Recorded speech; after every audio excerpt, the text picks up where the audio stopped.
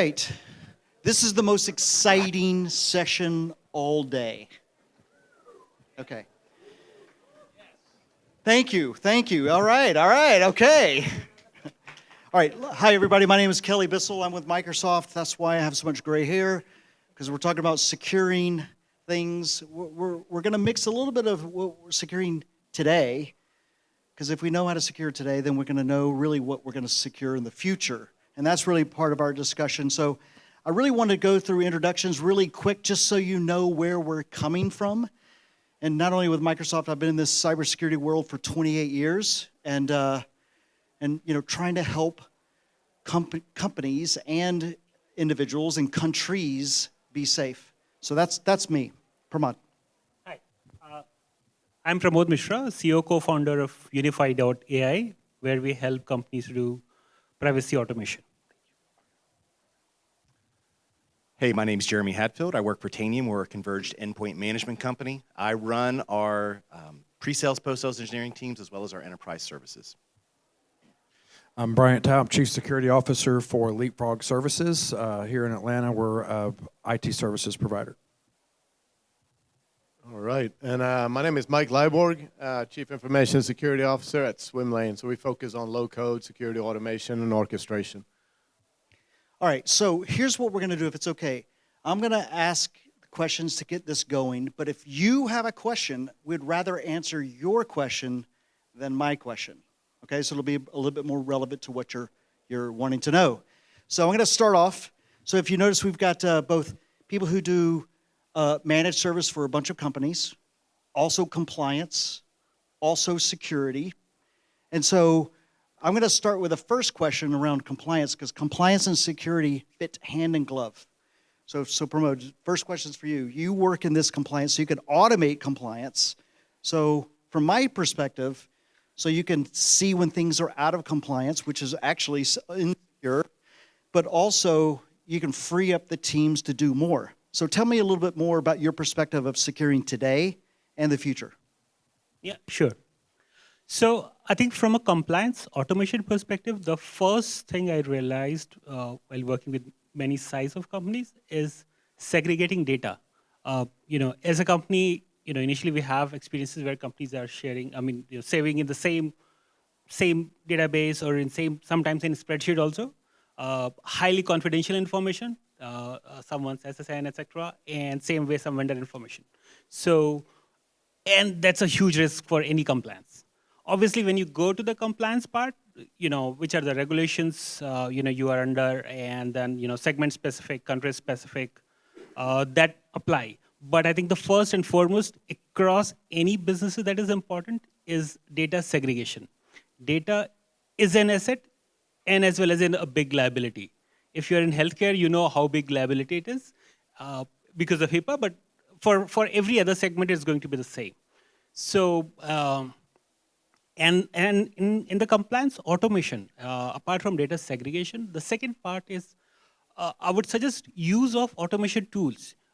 Sometimes we think that because obviously it's not a profit center or it's not a revenue generating function, it tends to be more and more person specific. We assume, one person do all the magic.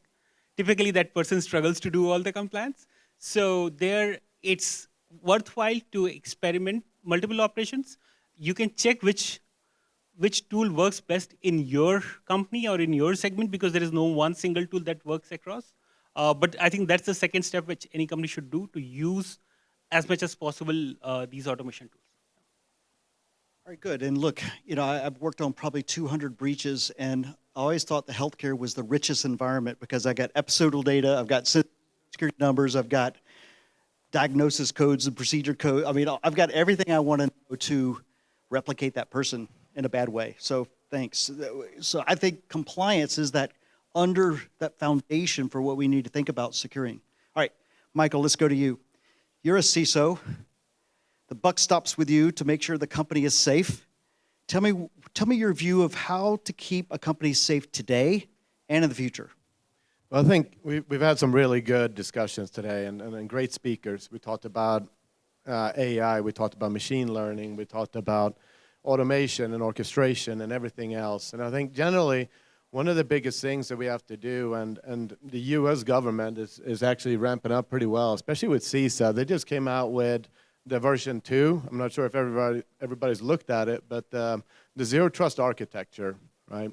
And zero trust spans, it's not a tool that you buy. It spans users, devices, networks, data, everything. So I think one of the biggest things that we focus with, or at least I internally as well in Swimlane, is making sure that we take all of these bespoke silos. So even if you have Microsoft E5, right, it's a great stack. It is a phenomenal stack. But there's a lot of automations in there. So you'll get notifications, and there's there's everything in there to get people informed. But that may just be in a silo for a security team that manages that part of the environment. So what we often see is when you look at data and networks and users and identities and everything else, when we take all of these disparate silos and operational teams, and we throw them together, and we actually take these micro automations, and we do what I think Gartner is now calling hyper automation. I'll just call it unified, to call it something different. But automation is only as good as the processes that you have. So even though everybody's working on artificial intelligence and taking these kind of lessons learned, maybe 10 years, so we can use structured data and actually train our models. But now what we're seeing is, well, what if we can start sharing, where one organization starts seeing a intrusion, and now we're starting seeing similar like indicators in other companies or other organizations, to keep them all like, hey, we're seeing this in Sydney right now. You're in UK. The same thing may come over there. So I'm not sure if I answered your question, but it's we gotta keep on automating. All right, that's good. I didn't do the good mic handoff. Sorry about that. All right, look, this is important, and I think we're going to get towards the end, and we're going to say, the last thing I want is the team to give you takeaways. Like, what are the top 2 or 3 things that you got to do to make your own company safe? Because there are a lot of lessons learned, or some might call it scars, of doing this. So that'll be the last part. But let me pause before I go to Michael. Do you have any questions that you want to ask this panel that has a really varying point of view around security? Yes, sir.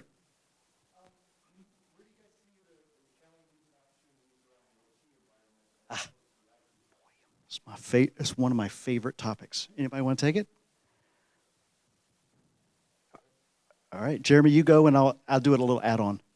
Yeah, so I'm not an OT expert by nature, but just the aspect of just getting the visibility is just one of the key components.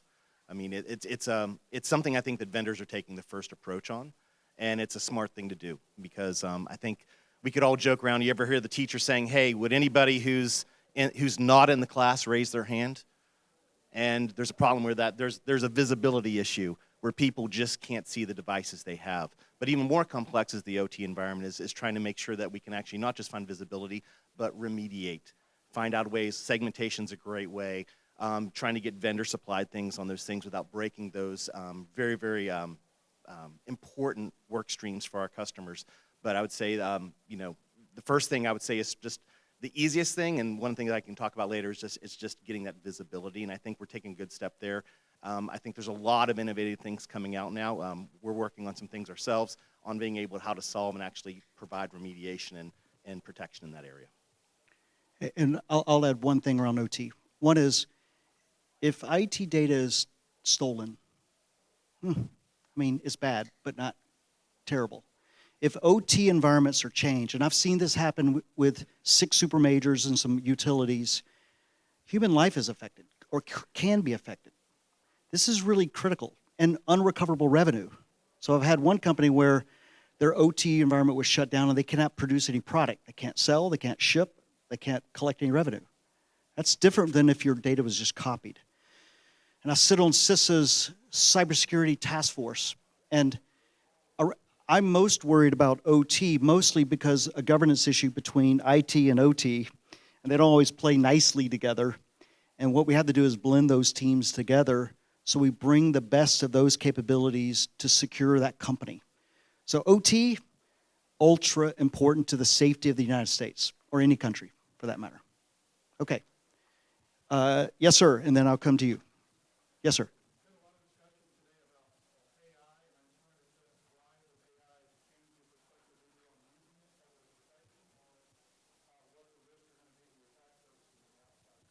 Perfect. Anybody want to take it? Yeah, I'll take that Michael. one. Well, first of all, I want to point out how full the room was for the AI stuff. And everybody ran out of the room for the security stuff. I mean, why wouldn't they? It's all we've heard all day, right? ChatGPT, AI, and like this, bingo thing. How many times have you heard AI integration today?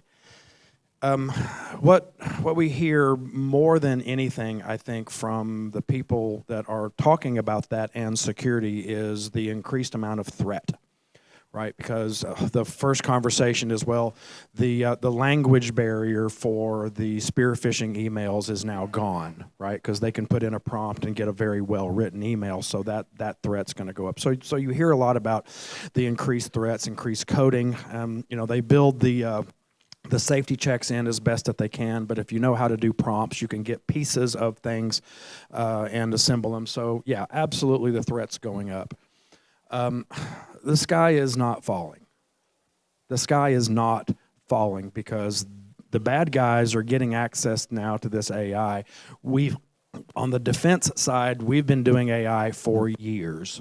So what we have actually done is you've seen this arms race now, right? On a different platform than when it was antivirus some years ago. Now it's EDR, XDR, EIEIO. There's always something new.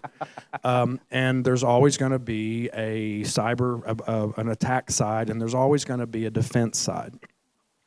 I do think, however, in this particular case, with the evolution of the AI, the consumer interfaces, if you will, on AI now, I think there's a tertiary concept that we need to protect that because that is very highly magnetized, right? So the bad guys are going to be going after the AI itself. So when somebody says that they're AI integrated, they've put a target on their head for somebody that wants to come in, maybe not necessarily to steal their custodial data or to take over their operational technologies, but they want that AI integration. They want to find out how they're doing it, what they're doing it, and be able to steal that type of an intellectual property. So you can talk about the AI capabilities from a defense side, or from an attack side, from a defense side. But I think the AI capabilities that everybody in here has been bragging about all day makes you a very magnetic target, just simply because there's something new.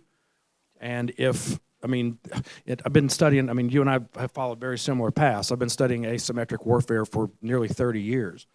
And there's an age-old adage in that says, why do I need to attack a tiger when there are plenty of sheep for the slaughter, right? So in that idea, to go after and try to attack ChatGPT is a pretty monumental task, but to try to attack a smaller startup that is AI integrated that may not have the level of budget or the level of defenses, and they can go in from that direction, that might be something to be considered. So to me, there's a tertiary concept that I have not heard anybody else discuss. Totally. Brian, I love this practical approach, and one who's been steeped in the guts of this at Microsoft since September.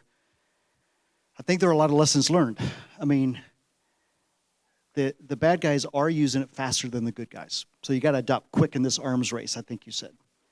The second thing I'll say is I think it highlights some lack of controls internally to your organizations. Because with ChatGPT or some AI, an internal user can find things that they maybe couldn't find before. Maybe they didn't know they had access to that sensitive data, and they shouldn't have. So I think it's incumbent upon us to ensure that we've got the right controls in place. Last thing I'll say around this is there's a different approach and configuration that we need to think about in our IT systems for AI. Let's do the same thing you've always done before AI and after AI. And I've learned that, and I'm creating a document, like a practical config guide, because I think that's what we got to get to, not the fluffy theoretical stuff, but the practical execution. And so it's a very, very important question. All right. Next question. Yes, ma'am. Advocate on that. How do you balance being first to market with product, but keeping it secure and taking it, working with the other business holders within the company to know that you have to be successful and beat the next guy, but still be secure? That was supposed to be the topic of the last session of a competitive advantage. I would like to answer with the certain data point from the last few year breaches. So interestingly, if you see the records of data breaches, and then you pick up anyone, whether Verizon, Intel, or anyone, more than 80% of breaches happen involving a human element. So irrespective of whether we are right now or moving to AI, ML, or any other automation tool, it always involves human. So even while designing new product services, if I'm a company, I will definitely make sure the processes around that are secure. Also, it is prudent to use more secure systems in general, not really to take a very, I would say, cost-conscious approach. Typically, that's a one call which sometimes company short sell. So I would say these two things definitely matter a lot.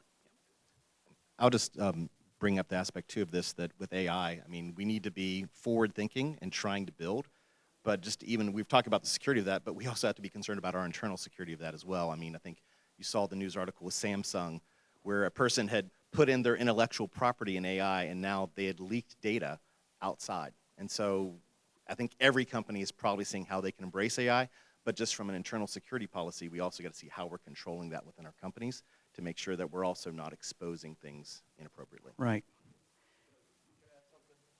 Go for it. I think this may not be pointed towards AI, but it's just master the basics first, right? So focus on the fundamentals in your whole, code base especially.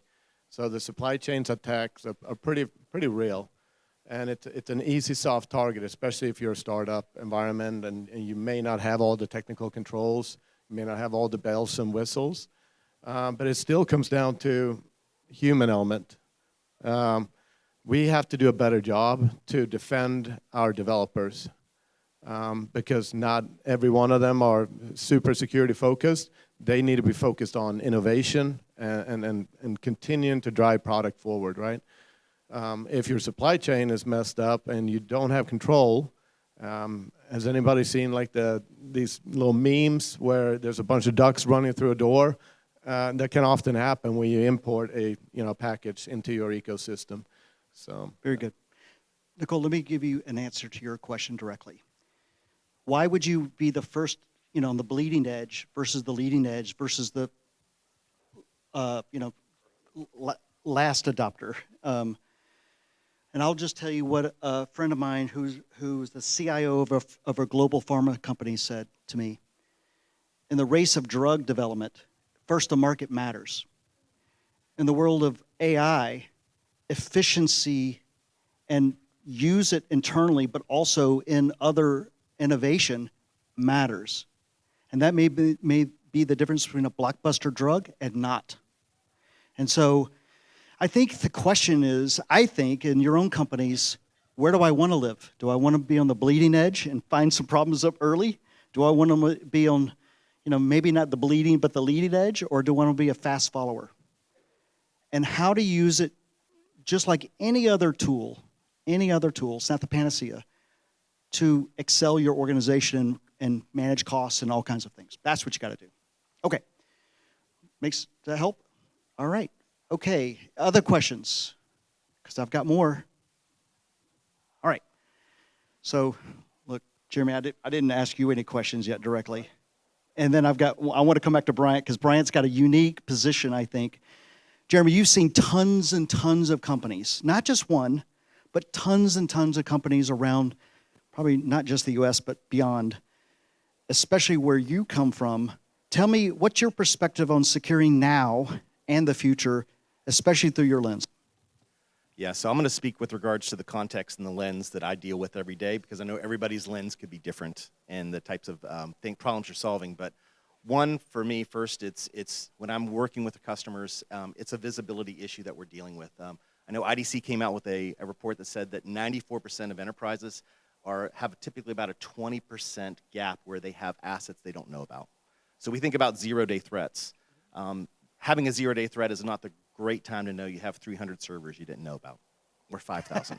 I mean, also having not have that aspect, whether it's a zero-day threat or a 300-day-old threat, it's the same problem. So we got to get down. You think of a fraction. We got to get down to a denominator issue. We got to get places where our security and ops teams are agreeing on the denominator, because that's when we can move forward from policy, procedure, and doing the right things. When we have war rooms that start when people have incidents, when you can't agree on the denominator, you're stuck arguing over what you're going to do. Right. And so that's point number one. I'd say number two, and I'll be quick here, is the fact that, you know, as I start looking at the aspect, and these actually are kind of SANS critical controls I'm talking about here, but then it's just understanding your software. But not just software. We start thinking about the Log4js, the Spring4 shells, these things that are coming out. It's understanding the components of software. So we're advising our customers to make sure how they're looking at that software bill of materials. Because you think about, you know, it's easy for me if I was we're in a library and I say, go find A Tale of Two Cities. You go out and say, hey, here it is, it's on the shelf, I got it. Now if I said, all right, that's great, you know, it's the best of times, it's the worst of times. Now tell me, where's the word best in every single book in this library? You'd go, I don't even know how to solve that problem. That's the problem we're dealing with all these third-party dependencies, supply chain issues. So we've got to get ahead of that. There's ways to do it from multiple different companies, but it's something that we advise our people to start looking into. That's right. If you just bought Microsoft and Tanium, your troubles would be over. Okay, all right. So, look, let me... Not a sales pitch. Look, I mean, that was a joke. It really was a joke. But Bryant, likewise, you're seeing tons and tons of customers. Not just one, but you see all. So when you see one problem with one customer, how do you apply it to all? See one, apply to all. I see all. That's funny. Okay, so yes, visibility, compliance, all of these things are absolutely key. When you approach cybersecurity and the way we approach across all customers, right, this has to come out of the boardroom. There is not a blinky light, there is not a tool that solves this problem. They are components and they are necessary. But that has to come from the strategy. So when you talk about seeing things from clients, when we take a client over and you look at the things that they've purchased and they saw something about a blinky light and they spent $100,000 on a tool that covered 3% of their attack surface. Now, was that a wise spend? No, probably not. So we're talking about tools, but are they the right tools? So I'm saying that to say when you're talking about all customers, compliance, yes, compliance does not equal security. Those are two completely different components. Compliance is a component of an overall program, right? So when we look at, we hear cloud all day, every day. Let me translate that for you. Somebody else's computer that you do not own. Fair? Yep. Okay. So where did that risk go? You had a bunch of servers that you were responsible for, that you had to run patches and you had to run all that. Where did that risk go? Did it go away? No, it got transferred now into a third-party risk program. Which blinky light do we have that solves that problem? Well, there's not one, right?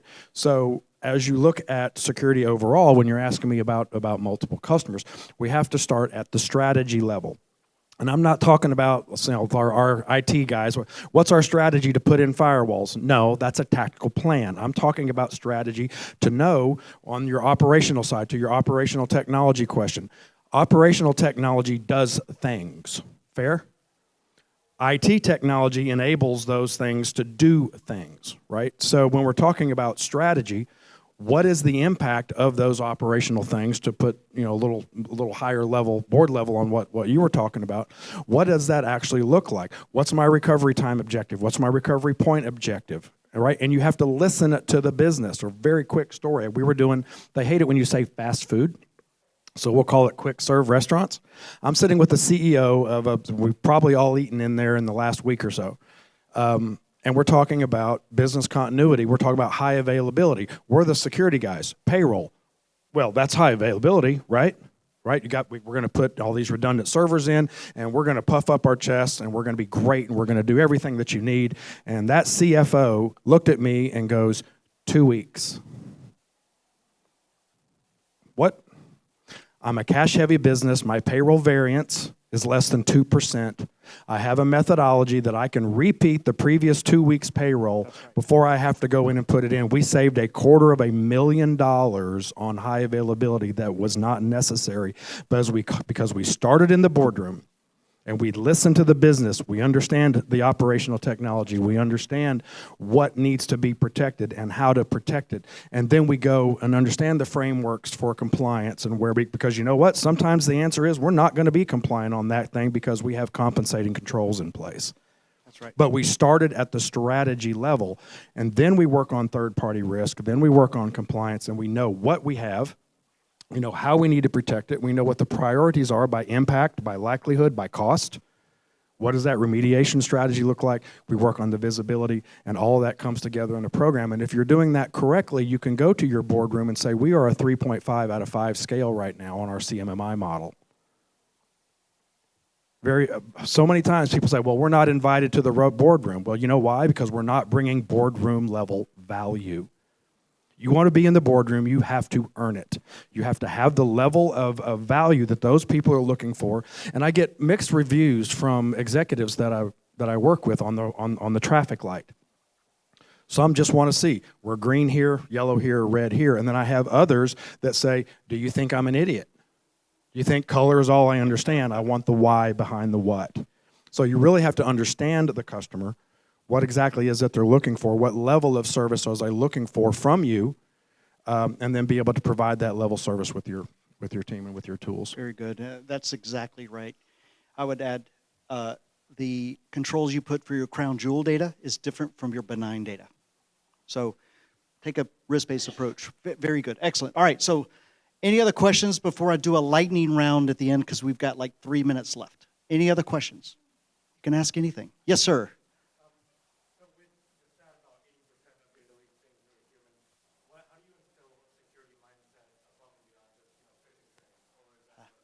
And by the way, a stat for 16,000 breaches last year, 83% to be exact, which is not great, right? Okay. So you're asking, beyond phishing, what other controls? Yeah. Anybody want to? Because start back at the boardroom again, but that's what I would say. Yeah. Okay. Yep. Compliance. Governance and how you measure it and everything else. Coming to the, about the human element, right? And I can give you a reference of one experience and then we'll come to that. And it's about one of the leading telecom company, forget the name and geography. And they have installed, some of the, I would say, cutting edge systems to find out and, identify and do the compliance. And also to do, all that they have to do is employee has to find out wherever there is a personal PII or SPI, right? Those who are not in the field, it's like a personally identifiable information and sensitive personal information. However, in that case, close to 3/4 of the employee didn't know what is PII and SPI. So in spite of all the tool, all the documentation, everything, that was the missing piece. And this links to, and this is not an isolated experience, right? In many organizations, I have found the similar scenarios. So the important part is, doing the employee training and not a cursory training, that a tech mark training that, are you security training or not? Building this culture of security is much more important. Like typically how we do in our houses, right? That how we make sure that our money in the bank account is secure, how our house is secure. Similar to employees, that how we ensure that whatever workspace we are having, it's secure. So I know it's a bit of a generic, but yeah, that's the best approach I found. Okay, let's go to lightning round, because I just want to make sure that the panel gives you one takeaway, like a practical takeaway that everybody should think about when they secure their own. And so while you're thinking about it, back to your question, I would say that you have to tailor-made the training towards that department, because business email compromise is important to finance, but not important to a call center, as an example. So tailor those training to your business units. Okay, so lightning round, we got 2 minutes. One takeaway that you think everybody in the audience should pay attention to so they can be most secure. Pramod. I think from my perspective, the most important thing is a data awareness and segregation. Make your every employee, whether it's a business team, marketing team, sales team, customer service team, to aware, because now data is from being an asset and an oil to becoming a liability to many more companies. So it's important to training that one. Very high level, kind of tailoring, kind of going off what Brian was talking about from the high level strategy. One of the things I see with our most mature organizations are really a strategic focus on building, breaking down that silo between security and operations. And that really comes down at the executive level, making sure that people have cross-functional objective key results working together. That sounds very high level and wow, wow, wow, but you all are leaders today or your future leaders tomorrow. These are the problems you're going to be encountering. So the fact that you either are going to win separately or you're going to lose together. And so you've got to come together so that you can win together. And that goes down all the way from where it starts, what Kelly's doing, but then take another level of how are you measuring success between teams and making sure they're accountable to one another. Well, you've heard my pitch on the executive strategy already. So I do want to come back to your training thing, right? And this is a prime example where compliance does not equal security. A once-a-year training is a fail. I agree. Thank you. I agree. Thank you. Thank you. A once-a-year training is a fail. That data is stale within 2 or 3 weeks. And you said the word culture, all right? I'm going to give you a little color around that. I'm just going to answer his question because I already jumped up on my box once. When you build a culture of security, right, you have to do, one of the most effective things that we've ever seen is we do, for a lot of our clients, we do a cyberbullying seminar for our employees and how they need to help protect their children. Right? Now the mommy and daddy clause come out. Right? Now because we just said 80% are human, let's talk to humans. Let's touch humans at their human element. All you've heard all day is artificial intelligence. But we also just heard that 80% of our breaches are coming from humans. Be human. Touch the human element and associate that human element with cyber, because the same things that you're going to teach in those classes, sophisticated password complexity, changing, all those basic stuff that we all know, when you teach that and you bring out those mommy and daddy clause, guess what? Those practices come right back through your front door. And that builds culture. It's not just about doing a training. It's about thinking out of the box. And I want to say one last thing. I get so sick to death, and I'm sure we probably all do. Somebody says, well, you need to talk with, security needs to be in the boardroom, and you need to do this, and you need to measure. And nobody ever talks about how. Did you ever notice that? We hear those same things all the time, and nobody ever talks about how. So more workshops on actual what a CMMI model is and how you actually measure and metrics across a roadmap. How do you resource? How do you do budgeting? How do you do all those things that the boardroom is interested in, that every security person will tell you, every security executive will tell you, you need to do this, but nobody ever talks about how. It's a very rare thing. So I would love to see us do more workshops like that. Thanks, Bryant. I think I'm just going to echo what pretty much everybody's already said here, right? Focus on what's your audience. So if it's a board, know your board. Know the people in there, what matters to them. If they want to see red, orange, green, then present that to them. But don't think of them as being a silo. So make them better, smarter, more understand what the costs and the risks are to the business. So tie that to money if that's what's most important, or tie it to risk or compliance if you need to go that direction. And just master the basics. Focus on the simple things first. I travel around the world and consult for hundreds of companies, and what we always see is, doesn't matter if financial or manufacturing, like all these different verticals, people approach them differently. They all have the same problems. So focus on the basics. Take care of that first and then get fancy. Fantastic. Look, thank you, everybody, for spending time with us. Panel, thank you for your wisdom, and I'm sure people will ask you more questions and more details. Thank you.